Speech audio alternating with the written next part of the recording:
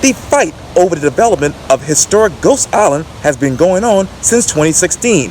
Today, I talk one-on-one with one of the folks who are trying to save Ghost Island, Charlie Smith, for this edition of Quintin's Close-Ups. And if you haven't already, subscribe to my YouTube channel and like Quintin's Close-Ups on Facebook. Charlie Smith, welcome back to the award-winning Quintin's Close-Ups. Well, thank you so much. It's wonderful to be back again.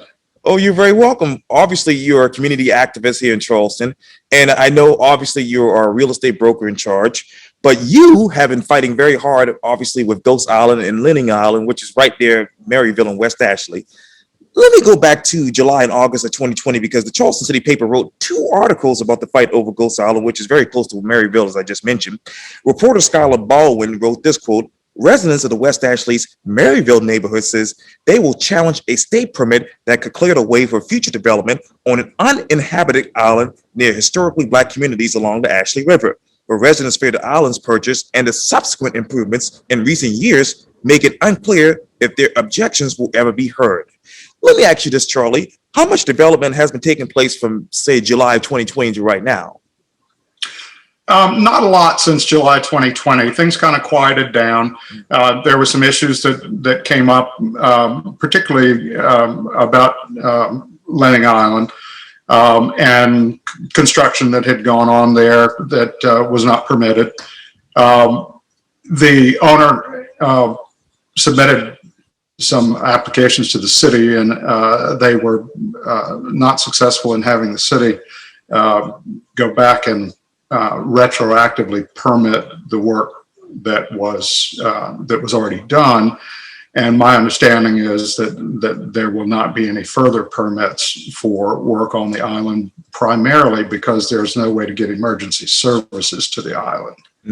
And this is an issue that we have all up and down the coast with these small hammock islands that are, they're so beautiful, and you want to be able to use them, but they're not accessible for emergency services, and they also serve environmental purposes that are very important, and oftentimes are placed in areas like this particular island is, that it would be unfair to allow development on those islands because they are so close to communities that would be affected by them. And of course, in this case, the notifications that were sent out on the hearing, and there were over 20 people from Maryville who were concerned about this, which is how the hearing happened. Had we not had at least 20 people make it known that they were upset about this, there wouldn't have been any hearing. And the hearing was held, and people were heard. But the notifications, because it is an island and it's off of Maryville, the notifications were not particularly well distributed, because I think it's a 300-foot perimeter, and of course, being in an island, that boundary wound up being mostly in the marsh. But there are different ways that you can measure those things, and this didn't really get measured in a way that resulted in the optimum number of people being involved. Yeah, and let me. The bigger issue there is that Maryville should have a bigger say in what goes on around it. And I'm going to talk to that. Historically not allowed to have that say. And I'll talk to you more about that in a minute. But I know that obviously local physician Christopher Swain purchased the land in 2016. What was that purchase of the land? How much did he purchase that land for? I believe he paid $120,000 for it. Okay. And what were those subsequent improvements that you had heard or even saw? I believe there's a building on the property. There were several structures that we had questions about. The subject has been fairly quiet for several months now. Yeah. And I know Baldwin also wrote in the city paper, quote, "Swain purchased the property with the intention of developing the land for what he said would be a private use, building a small dock and bulkhead before slowing construction to ensure plans fell within the city guidelines." What are his real intentions here? We've asked that question. And at this point, I'm not sure that there is any intention of using it, because I don't think he's going to be able to get permits from the city to to do anything. And there may be some other discussions that I'm not privy to. So there may be other issues surrounding this. But my intent was to make sure that the folks in Maryville were the first priority, and that the historic nature of the island was given the priority that it deserved. You talk about that, obviously, historic nature. What is the quality of life around there right now? What is the quality of life? Well, it's an important site. It sits in the middle of a bay that was actually the site of the first settlement of Charlestown. Right. It's literally a stone's throw from where the adventurer, the boat that's moored at Charlestown Landing. It's literally a stone's throw from that, but it's also a stone's throw from Brown Cemetery, which is extremely important in the Maryville area. Right. There are a lot of folks who are buried there they've been buried there for a couple hundred years. That are extremely important and often overlooked in the history of Charleston. But that cemetery is very important. The site of Maryville itself is particularly important. There's a new book coming out, by the way, that Diane Hamilton has coming out probably in the next 30 days or so, that's at the printer. It's called Maryville, The Audacity of a People.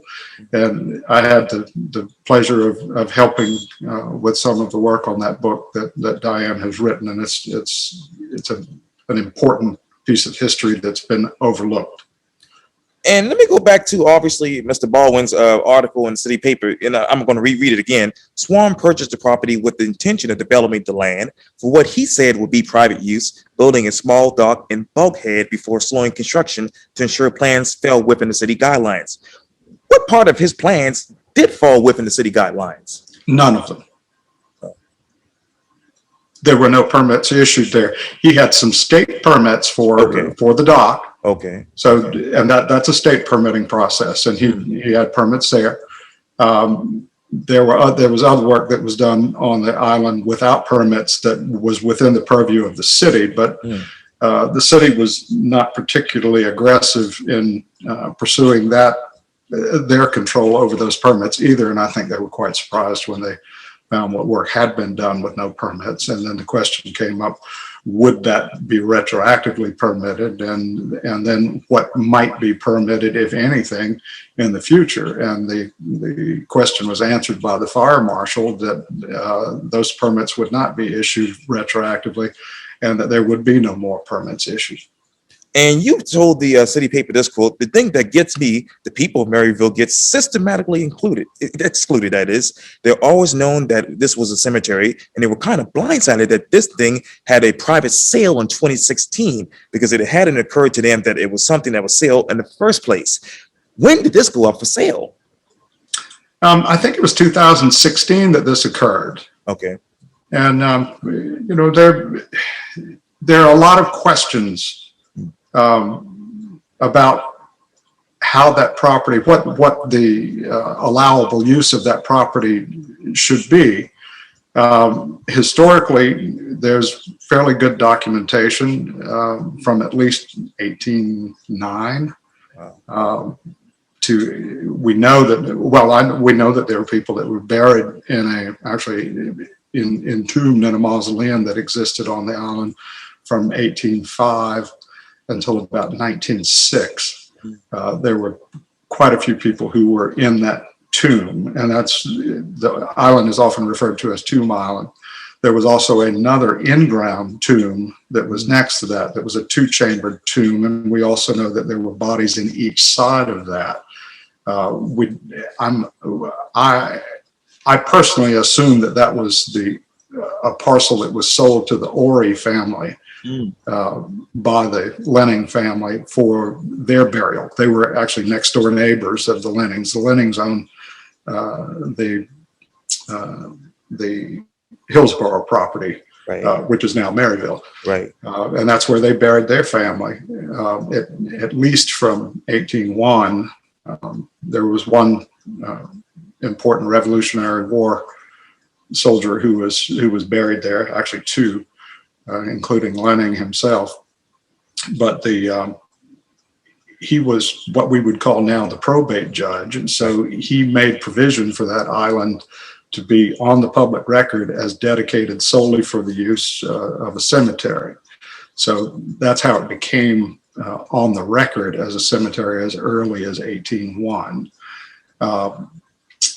The mausoleum was demolished in 1906, and there has been some question as to whether the bodies were removed from the island, but there's very strong evidence that a mass grave was dug on the island itself, and that the remains that were still in the mausoleums, both of them, were transferred into the mass grave. So there are probably 25 bodies that were moved to that mass grave. We've not been allowed to go on the island to investigate that. And I think people know pretty well that the remains are still there. Let me ask you this. In the beginning, why wasn't Ghost Island on a registry? It didn't need to be. It was on the public record as dedicated for a cemetery. But there's been some misinterpretation about if there were still remains on the island, but of course we've not been able to go on the island to determine that. I can't imagine, and even the state archaeologists weighed in on this, that why would they have moved the bodies? They had 2.5 acres of ground where they could bury the bodies right there that they'd owned. There was some question as to whether the bodies might have been moved to Camden, but I can't imagine any circumstances that 25 bodies would have been removed from Charleston and taken all the way to Camden and reinterred in what was called the family cemetery, which is in fact a Quaker cemetery in the middle of Camden that everybody would have known about. There is absolutely no evidence that that ever happened, and there's a pretty clear article from the first week of May of 1906 that says that the bodies were reinterred in a mass grave. And for that to have been anywhere other than the island would be implausible at best. And Baldwin went on to write this going back. He said that the South Carolina Department of Health and obviously Environmental Control, DHEC, denied 3 requests for review of plans to develop Ghost Island on August 12th. When were those requests sent in? There have been several. Which one were you referring to? The South Carolina Department of Health and Environmental Control, that is, denied 3 requests for reviews of plans to develop Ghost Island, and that happened on August 12th of last year. Yeah, so we basically, the people who appealed to DHEC to prevent any further development there were told that DHEC was not going to hear our appeal. But that was those were on the state permits only. Those were not on city zoning, fire and emergency rescue. All of those things you have to do as well. So the city processes, they were not permitted to move forward, and they were not given permits retroactively for what had already been built. And what review of plans do you want to see right now? The island, I'd like first to work with the owner to establish exactly what's there. Those of us who deal with this kind of stuff on a regular basis feel very strongly that there are 25 bodies in a mass grave there at a minimum. Just the ones that were in the mausoleum and the tomb that was, it was actually an in-ground tomb with a curved brick top. The remains of which are still there, by the way. But there are, there are dogs that the National Park Service has in Florida that work in the southeast region here that have very sensitive sense of smell. They have been known to find human remains 6 feet down in the marsh under oyster shells and that sort of thing, and still be able to locate them. So it would be non-invasive and an easy thing to do to be able to document what is remaining there. I'd like to see the owners work with the city to have that done so we know what's there and can protect it, because obviously the burials are done on high ground. Right. construction is also done on high ground. Right. So there could be a big conflict there if anything were ever to be built out there. But I'm hoping that the situation has resolved itself at this point and that we won't have any more conflict over it.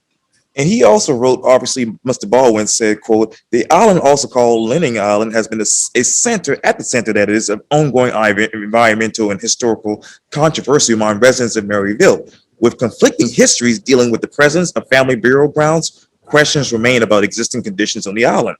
What are those conflicting histories that we don't know about?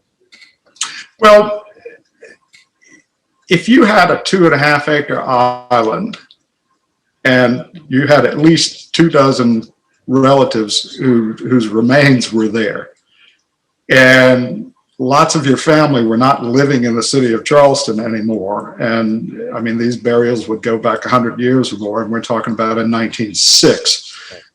They have to make a family decision. What are you going to do? They were getting a lot of heat in the newspapers for allowing the mausoleum to stay in a state of disrepair. It had been vandalized. There was a lot of poverty in this area at that time, and I suspect that there were folks who opened those caskets to see if there was anything of value that was in those caskets. There were a couple of News and Courier and Evening Post stories that detailed very detailed accounts of exactly what these people were dressed in, what they were holding, and then 3 years later, the reporter goes back, and the child is buried with the doll is gone. There little notations that this person remembered, and things had changed. And it's just people who were had kind of a macabre interest in seeing these things. And I think there were people who thought there might be things of value out there. So they had to make a decision. Are we going to pay to protect this island? Or are we going to continue to have to maintain the building? And what do you do? That gets very expensive when you don't live here anymore. And what they did was they made up a story about having moved everything from the island. They buried the bodies in the mass grave. And they told everybody they weren't there anymore because it was much less expensive to tell a lie about it than it was to have to pay for security on the island in perpetuity. So it's much cheaper to say the bodies are not there anymore than it was to continue worrying about security issues. And then when you get metal detectors and things of that nature coming along in the 50s and 60s, and people are going out there looking for buttons off of Revolutionary War coats because they know somebody had on a Revolutionary War uniform, they know that stuff's out there.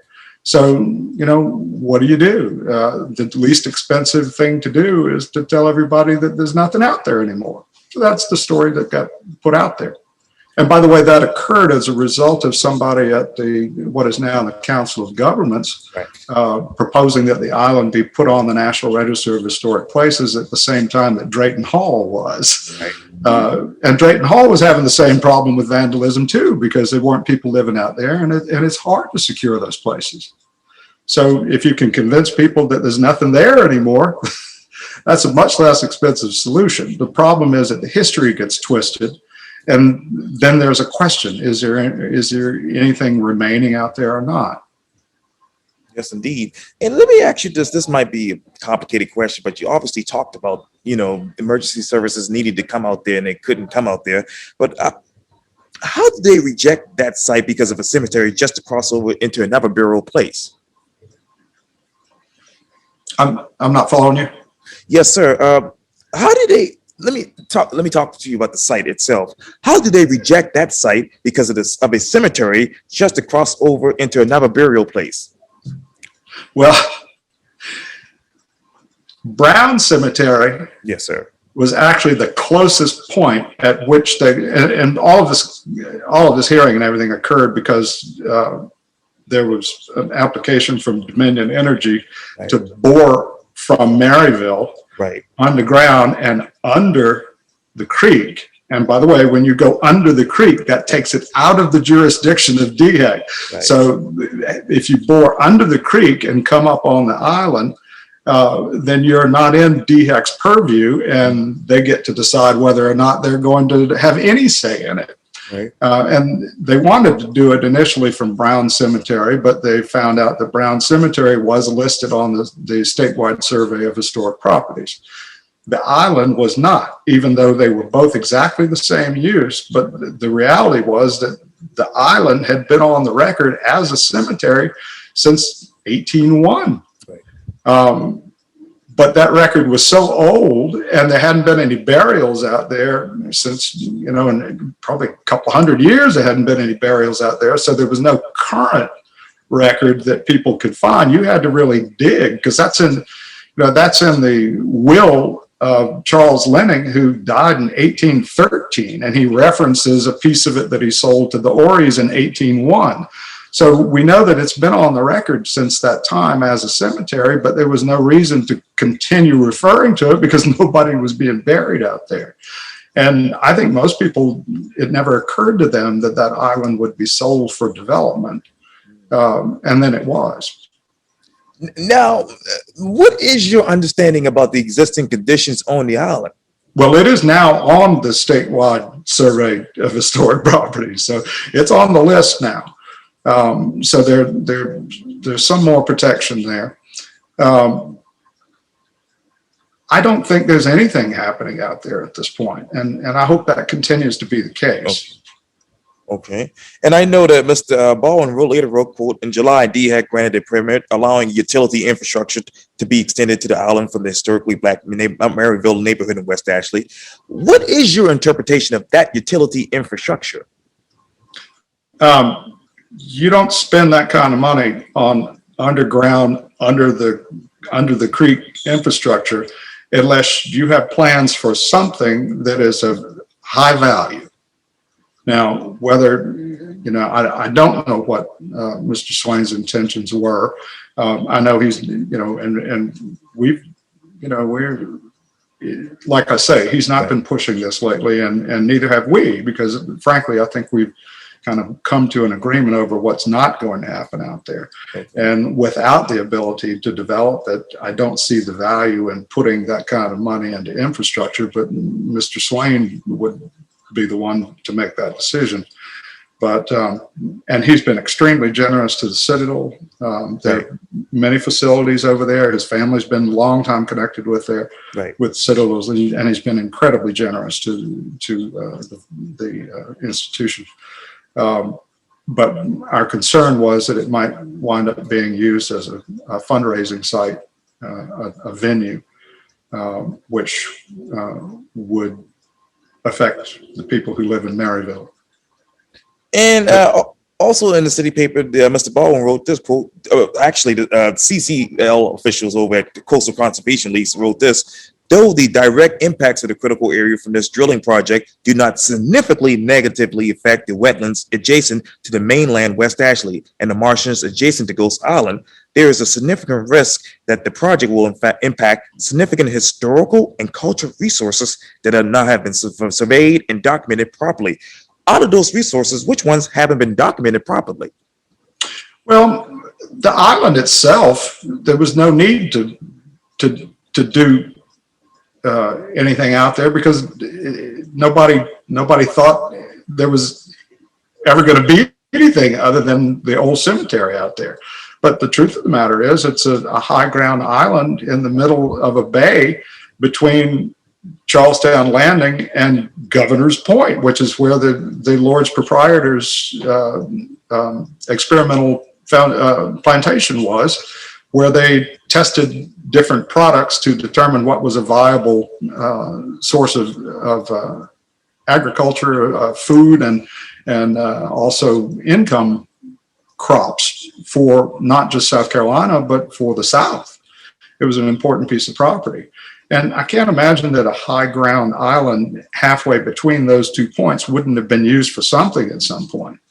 Also, there are actually 2 lots that the island is actually a platted subdivision in Charleston County now, and there are actually 2 lots. Right. One includes the island and the marshland around it, and the other connects to that lot and goes all the way into Maryville, to what used to be the landing for Hillsborough Plantation.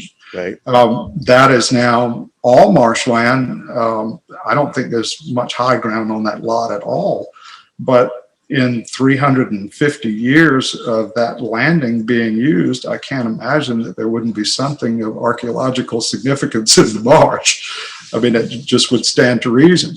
Right. Things get dropped overboard in 350 years, and maybe there are some things that are protected in the mud below there that we don't know about.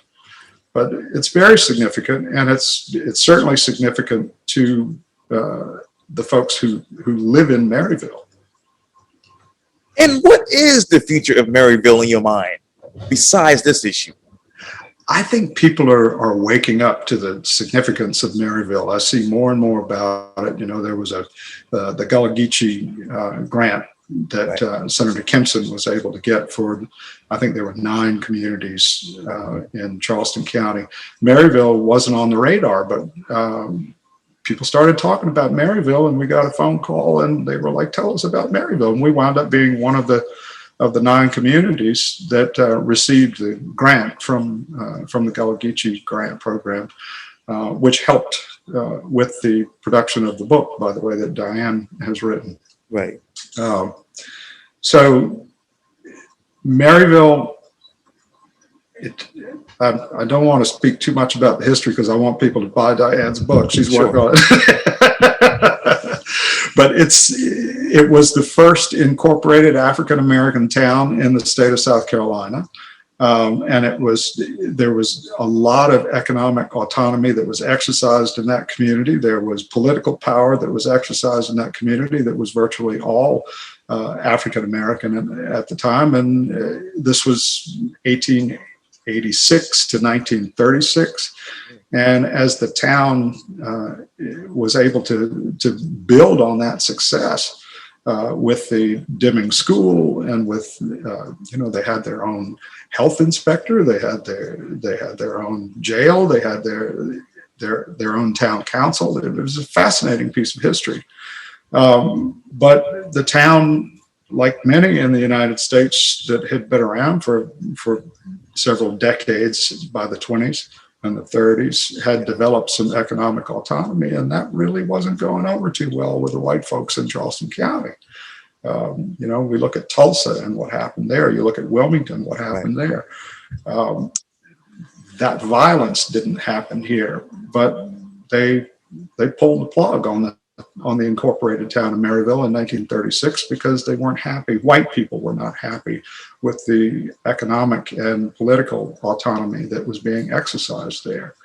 And it it basically turned into a subdivision like other subdivisions in Charleston County. And it was actually probably the first suburban subdivision outside of the peninsula. Right. It came to be in 1886 and was incorporated in 1889. But I did a lot of genealogical work, and my interest in Maryville and helping Diane with documentation of the history that she was writing was in doing genealogical research on the families that were the first families over there and how important they were and still are, because there's so many people who live in Maryville that are so connected to these families to this day. Yes. The mutual benefit societies that were there, their burial societies that people would pay into a little bit month after month, and then they would have a burial benefit. There were these societies would often help care for family members that were seriously ill, but they operated like little insurance companies because African Americans could not get insurance. So they built these little societies. They were probably half a dozen of them over there, and owned property, had their own buildings and meetings. The churches that were over there are still the backbone of the community. Graham Church and Emmanuel they are just the heart of the community still. So I think that a lot of the history has been, I think there's a lot of people who don't know that history, but they're going to. And how many African Americans currently own property in Maryville? That I'm not sure. I think there were originally 1,500 lots when it was platted. And there were farm lots over there, and there were residential lots, which are still historically the 50 by 100 lots that were laid out in 1885, 86. But then there were farm lots over there that were 5 to 15 acres. So you could, you could have a farm in Maryville and live there too. It was just a very important place in Charleston's history. The families that were there there were quite a number of families there that had been free people of color prior to emancipation. Because of that, were very well-educated families that were involved in the politics of South Carolina and Charleston County and in Reconstruction, and incredibly important folks who have been just deleted from white history in South Carolina, not Black history, but from white history. But almost all of that is recoverable, and that's what I'm really enjoying seeing nowadays, is that we're making an intentional effort to recover that history and to protect it and to tie the people to it as well. Charlie Smith, thank you so much for your time. And again, welcome back to the award-winning Quintin Close-Ups. My pleasure. Thank you so much.